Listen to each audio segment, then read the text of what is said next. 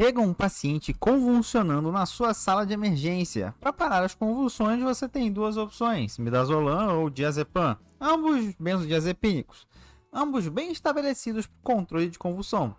Agora, se a pessoa que está convulsionando for uma grávida, você vai usar sulfato de magnésio e não benzodiazepínico. E o sulfato de magnésio, se ele fosse um jovem descolado, ele diria: como eu vim parar aqui, eu só tenho 6 anos. E eu reforço a pergunta: como viemos parar aqui? De onde surgiu o sulfato de magnésio para convulsões de eclâmpsia?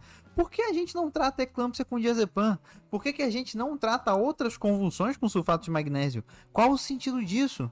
Sabe, isso sempre me deixou muito confuso. Então eu fui atrás e pesquisei. Trago aqui então em primeira mão para você, caro ouvinte, não só o motivo, mas toda a história do porquê que a gente faz sulfato de magnésio para tratar eclâmpsia e pré-eclâmpsia, mas não utiliza para nenhuma outra convulsão. Eu sou Adriel Abreu, médico emergencista, e começa agora mais um episódio do podcast da emergência.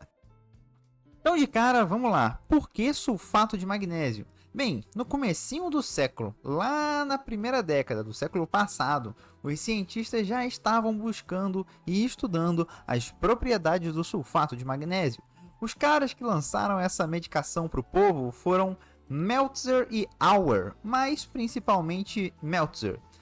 Eles já sabiam que o magnésio, quando aplicado nos nervos ou até intratecal, causava interrupção dos impulsos elétricos e relaxamento muscular. Sabiam também que havia o risco de depressão respiratória, mas estavam muito atraídos por essa ideia de que ele podia ser utilizado tanto como relaxante muscular como interruptor de atividade elétrica. Daí, as pesquisas deles correram em 2 caminhos. O primeiro, o de utilizar o magnésio como um agente anestésico, e pasmem, ele é utilizado ainda hoje no que se chama anestesia multimodal.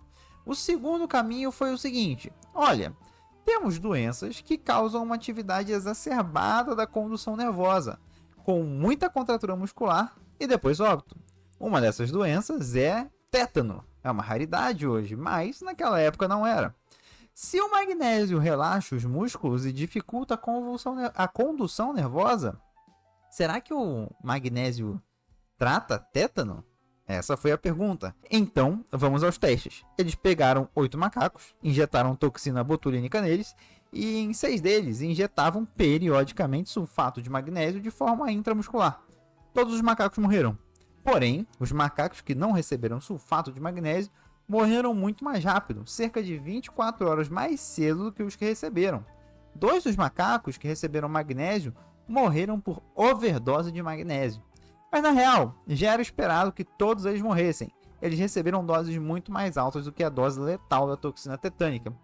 Entretanto, o estudo acabou mostrando que sim, magnésio dá uma ajudinha nas convulsões e nas contraturas musculares. Alguns médicos viram esses estudos e falaram: vamos testar então. E isso, obviamente, era bem no começo do século, tipo 1904. Daí, alguns relatos de casos de pacientes com tétano sendo tratado com magnésio surgiram.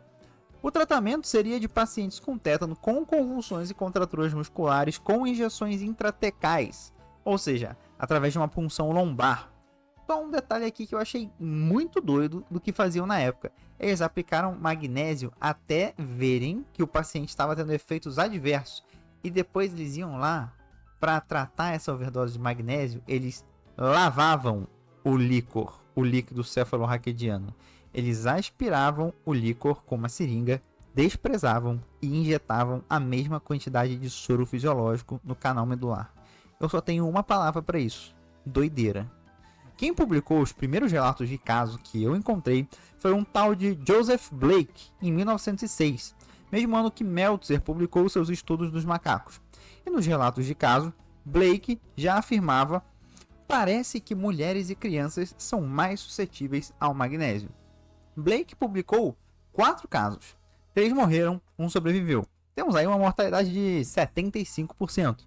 Você pode achar que é um resultado muito ruim, mas os resultados no paciente que sobreviveu foram bem intrigantes. Com o magnésio, ele conseguiu controlar de forma eficaz as convulsões por mais de 24 horas.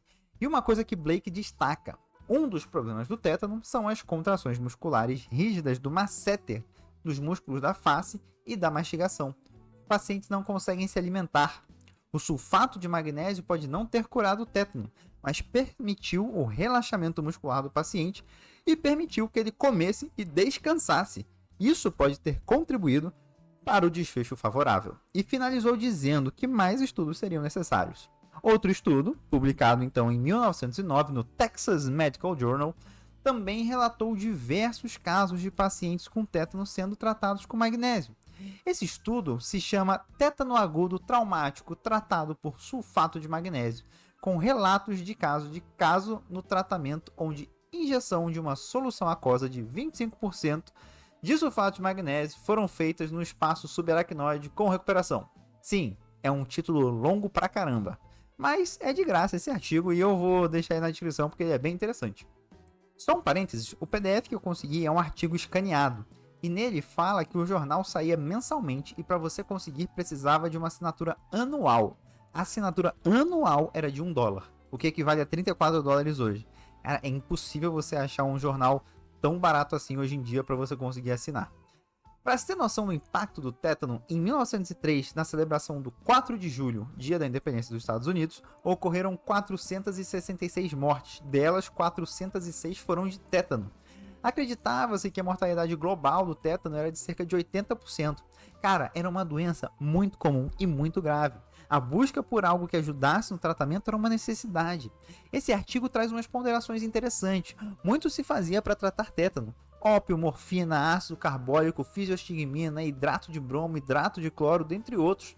Inclusive soro antitetânico. Mas o soro era quase sempre utilizado depois do início dos sintomas, porque era aí quando as pessoas iam procurar o serviço médico. Hoje a gente ainda utiliza o soro antitetânico, principalmente para quem não é vacinado, com alto risco de desenvolver tétano. Quando se usa com o paciente já com sintomas, o resultado é bem pior. O estudo mesmo coloca: o quanto antes, após o acidente, o soro for injetado, melhor e mais protetivo. E deixa eu desviar de novo o assunto aqui. Esse tipo de artigo é o máximo para a gente lembrar de onde a gente veio. Quais eram nossas dores no passado? Gente, 80% de mortalidade. Gente indo no hospital com opstótono, convulsões tetânicas gravíssimas. Sabe por que a gente não vê mais isso? Vacina. Hoje a gente mal ouve falar de tétano, mas não foi milagre, não foi natural essa doença sumir. A gente, enquanto sociedade, trabalhou duro para vacinar a população e combater essa doença que hoje, como diria Zeca Pagodinho, nunca vi nem comi, eu só ouço falar. Para finalizar esse estudo, ele apresenta 12 relatos de casos tratados com magnésio. 5 sobreviveram, uma mortalidade de 58. Já é uma grande melhora, mesmo que com um N pequeno de pacientes. E aí, gente, como que a gente chega nas grávidas? Confesso que eu adoro a medicina freestyle do passado. As hipóteses e conclusões muitas vezes surgem do nada, e muitas descobertas vinham por pura sorte. É o caso que vemos aqui. Em 1924, um interno chamado Bogen sugeriu que se usasse sulfato de magnésio para tratar eclâmpsia, já que o sulfato tinha propriedades sedativas nas células nervosas, como constatado por Meltzer, e era utilizado para controlar convulsões de tétano.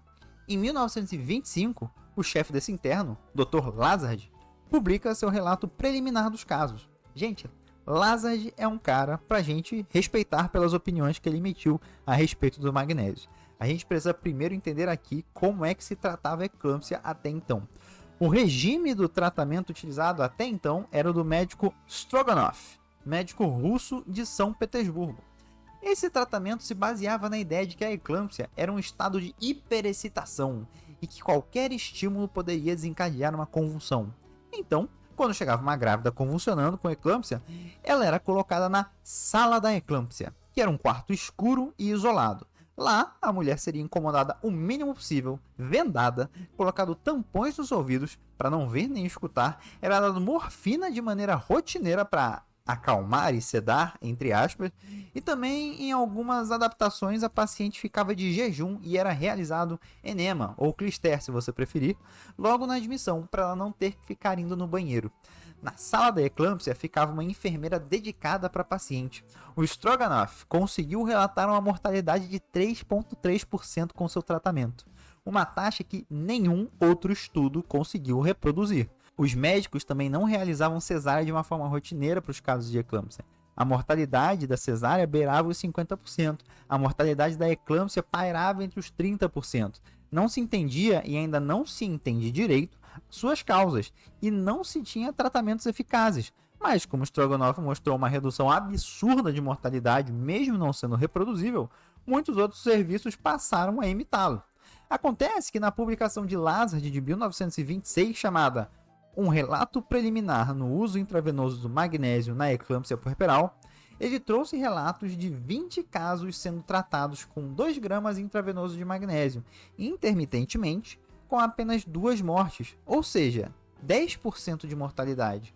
Uma das mortes, inclusive, foi basicamente culpa dos médicos. A paciente chegou com pressão muito alta e eles usaram uma droga muito comum para baixar a pressão em crises hipertensivas na época, chamada Veratrum. Gente, Veratrum é veneno extraído de plantas e a paciente teve um colapso hemodinâmico.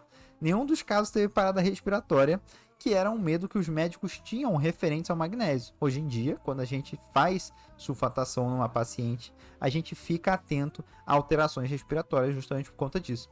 Agora, apesar de não entenderem muito bem o que causava eclâmpsia, era um consenso de que era uma toxicíndrome, ou seja, que tinha alguma toxina no corpo da grávida que causava o problema.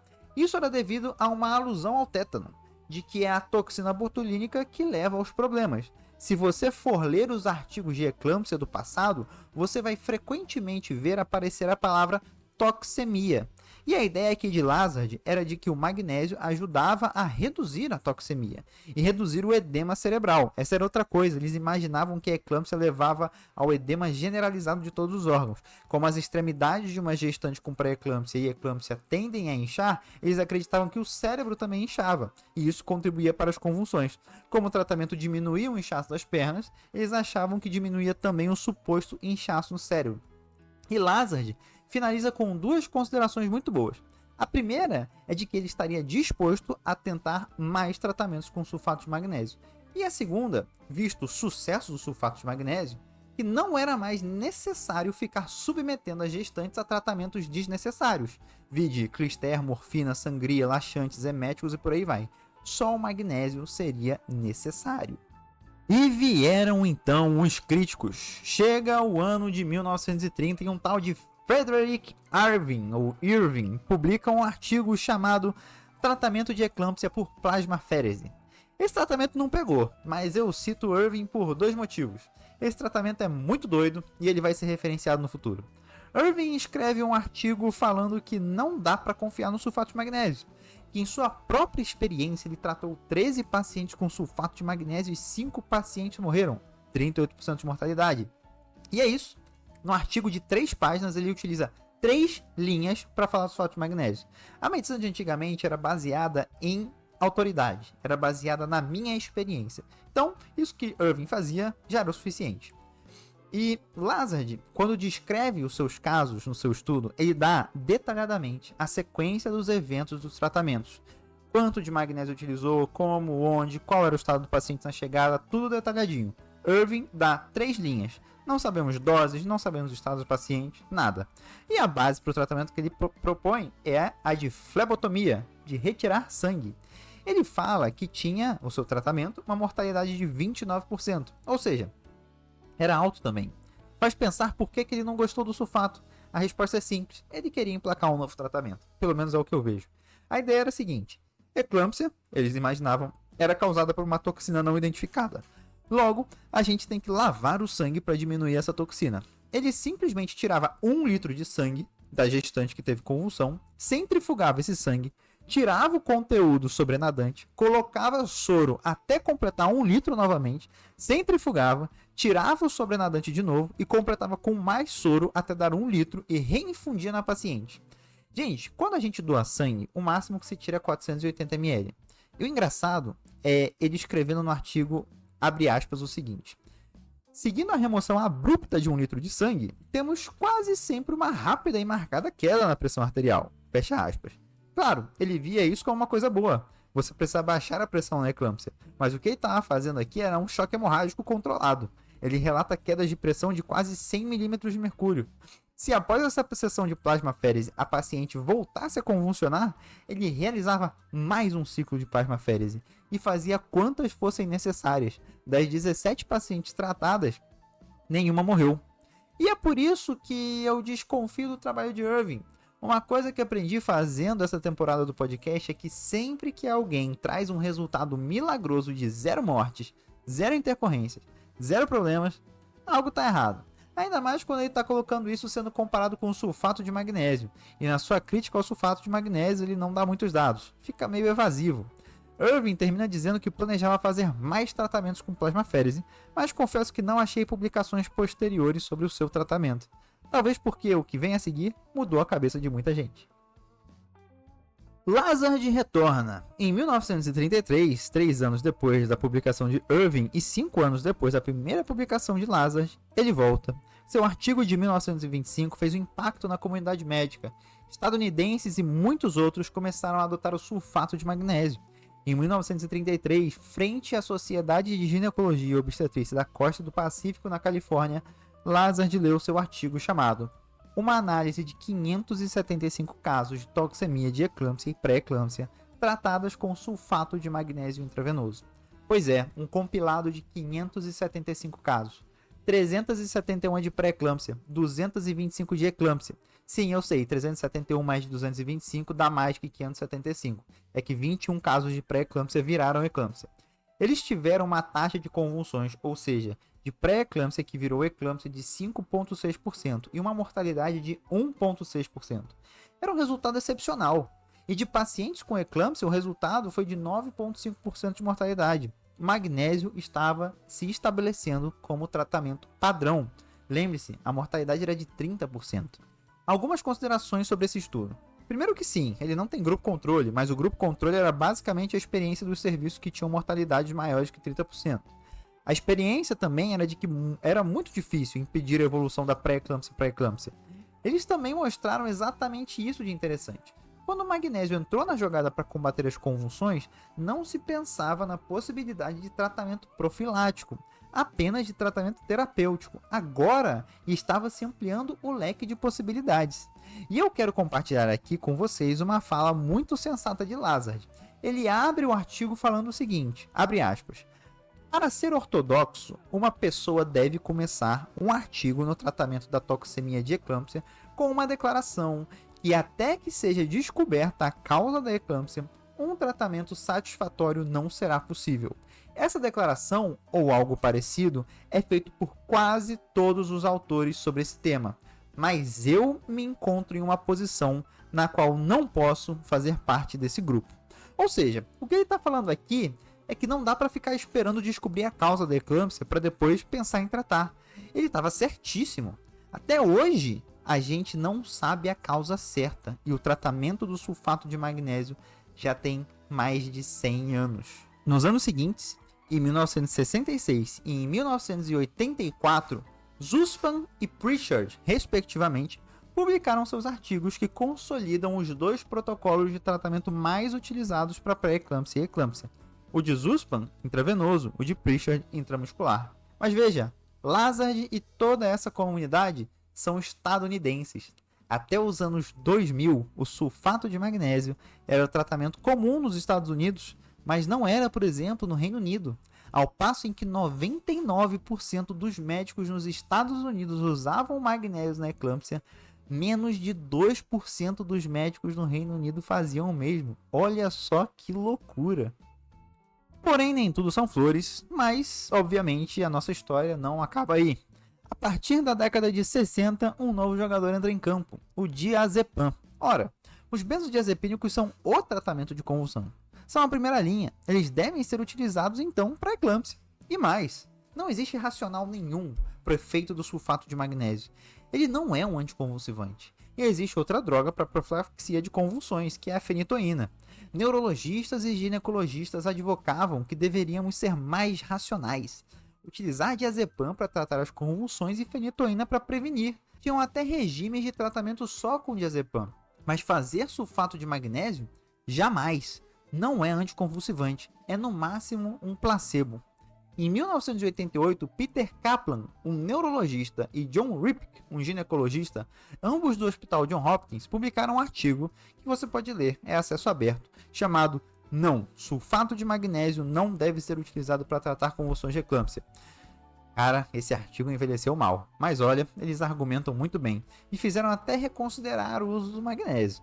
Eles abrem dizendo, abre aspas, é curioso que duas especialidades médicas adotaram duas estratégias distintas para tratar convulsões epiléticas, mas esse parece ser o caso da eclâmpsia. Fecha aspas. Nenhuma especialidade neurológica utiliza magnésio para tratar convulsões, eles comentaram. Mas isso se dá na prática obstétrica. E trazem vários outros argumentos. Dizem, por exemplo, que não se vê melhora nos eletroencefalogramas de pacientes convulsionando com eclâmpsia quando se faz sulfato de magnésio.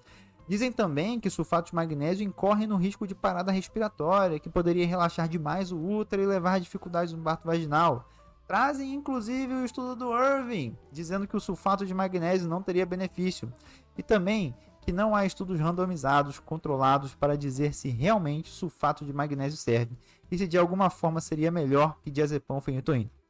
Aqui, uma coisa que eu acho legal desse podcast, eu vou ser sincero com você, caro ouvinte, é entender de onde a gente vem e não só isso, entender qual que é a referência que a nossa referência está usando. Eu achei uma sacada um tanto interessante eles mencionarem o estudo do Irving, quando o Irving fala contra o sulfato de magnésio, porque se você vai ler o que o Irving escreve, ele não tem base nenhuma para criticar, e a gente sabe que ele tinha interesses em criticar. E outros comentários que eu posso tecer aqui é que esse artigo do Kaplan e do Ripke é um dos exemplos que eu tenho de viés declarado. Eles não gostam da ideia do sulfato de magnésio, argumentam que não tem racional. Então vamos lá. Primeiramente, Lazard já nos atentava para o risco de nos prendermos no racional ou em achar uma causa para só depois de desenvolver um tratamento. Existe uma coisa chamada efeito tomate, que é o contrário do efeito placebo. No efeito placebo, a gente vê uma coisa que tem aparentemente um benefício quando ela não tem. O efeito tomate é quando uma coisa realmente tem um benefício, mas a gente não quer aceitar que esse efeito existe. É o que ocorre aqui com o magnésio. Quando eles falam da questão do eletroencefalograma, de não ter mudanças, aí tem uma falha grave. Não é porque não vemos alteração no EEG no uso da medicação que não temos efetivamente uma alteração na convulsão. E também eles não trazem informação se temos alteração do EEG com o uso de diazepam. É um argumento enviesado. O mesmo serve para quando citam o estudo do Irving. Já vimos aqui como é um estudo que não explica muito bem seu uso do magnésio. Quando a preocupação que trazem do sulfato de magnésio é causar depressão respiratória, eu acho isso um tanto quanto curioso. Altas doses de benzodiazepínico podem levar também à depressão respiratória ou perda da capacidade de proteger a via aérea. A dose inicial de diazepam para controle de eclâmpsia, inclusive, era de 40 mg, 4 vezes a mais do que a gente faz em convulsão hoje. Então, problema por problema, nem magnésio nem diazepam saem ganhando. E quanto a não existirem estudos randomizados clínicos de qualidade, bem, vamos lá. Em 1995 é publicado no Lancet o seguinte estudo: qual anticonvulsivante para mulheres com eclâmpsia? Evidência do Trial Colaborativo de Eclâmpsia. O Eclampsia Trial Collaborative Group foi um grupo de inúmeros pesquisadores, sediado em Oxford, mas que contou com a contribuição principalmente de países latinos e africanos. Dentre eles, Zimbábue, Argentina, Brasil se destacaram. Também houve participação de países asiáticos como Singapura. O objetivo era claro: um estudo randomizado, duplo cego, controlado para saber o que é melhor para tratar a eclâmpsia, sulfato de magnésio, diazepam ou fenitoína. Foram 841 pacientes recebendo sulfato de magnésio, 452 diazepam e 387 fenitoína. Os desfechos primários? Recorrência de convulsões e morte materna. Da recorrência de convulsão, houve metade das convulsões no grupo de magnésio comparado com diazepam, com um P de 0,00005. Isso mesmo, 5 zeros. Em relação à fenitoína, 67% menos convulsões, o mesmo P. Não houve redução de mortalidade, mas como convulsões agregam morbidade, bem, não faz sentido utilizar diazepam nem fenitoína, se você tem uma opção extremamente melhor, que é o sulfato de magnésio. Mas esse estudo foi desenhado especificamente para tratar eclâmpsia, ou seja, já houve a convulsão. Mas e a pré-eclâmpsia? Bem, O Eclampsia Trial Collaborative Group, agora chamado MAGPIE Trial Collaborative Group, se uniu novamente em 2002 e lançaram um novo estudo. Mulheres com pré-eclâmpsia e seus bebês se beneficiam de sulfato de magnésio? O Trial MAGPIE, um trial randomizado controlado com placebo. O resultado? 5.055 mulheres randomizadas para placebo e o mesmo número, 5.055, randomizadas para o sulfato de magnésio. 10.110 mulheres no total. 40 convulsões ocorreram no grupo do magnésio e 96 no grupo placebo. Isso foi estatisticamente significativo, com um P de 0.0001 e um NNT de 91, sendo que o NNT para o subgrupo de pré-eclâmpsia severa foi de 63. Não houve diferença em eventos adversos graves. E aí está, de 1995 a 2002, tivemos a consolidação do sulfato de magnésio como tratamento de pré-eclâmpsia e eclâmpsia. Tá, mas e o racional? Se você me perguntar o porquê a gente faz de sulfato de magnésio pré-eclâmpsia e pré-eclâmpsia, a resposta é porque funciona. Mas podemos agir como uma criança curiosa de 3 anos e repetir a pergunta. Mas por quê? Por que funciona? Bem, ninguém sabe ao certo. E talvez não conseguimos descobrir. Olha, vou te falar. Pesquisar essa história me deixou bastante pensativo. Que sorte foi fazerem essa associação lá em 1924, 99 anos atrás, de que o magnésio talvez servisse para pré-eclâmpsia.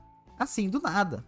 Não foi bem do nada, né? Mas se esse tipo de ideia, de analogia, serve para convulsão de tétano, vai servir para convulsão de eclâmpsia, esse tipo de analogia não ia funcionar hoje. A forma que nossa medicina e nossa pesquisa é estruturada impede que uma analogia dessas seja testada. VNI funciona para insuficiência respiratória de edema agudo de pulmão, mas não serve para insuficiência respiratória por infarto de VD ou pneumotórax hipertensivo. Inclusive, piora os dois casos. Mas a medicina de antigamente funcionava muito nessa base de se as duas doenças se parecem, provavelmente parecem em origem e tratamento. Esse tipo de pensamento nos levou a um tratamento eficaz.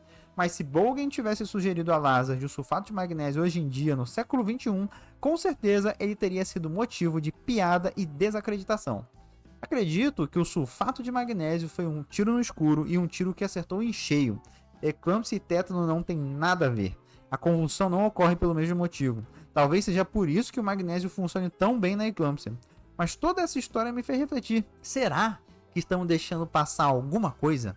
Será que nossa forma de fazer ciência, de buscar por novos tratamentos, de precisar entender todos os detalhes de uma doença para conseguir tratar, são o caminho mais correto? É o único caminho? Reconheço também que esse tipo de raciocínio periga de levar a gente para pseudociências. É daí também que surgem charlatães que vão tentar te vender cloroquina, ivermectina e ozônio via retal. Isso é pseudociência. Isso não funciona, isso foi estudado. Quero, na verdade, é perguntar: dá pra gente melhorar nossa forma de fazer ciência e achar novos caminhos?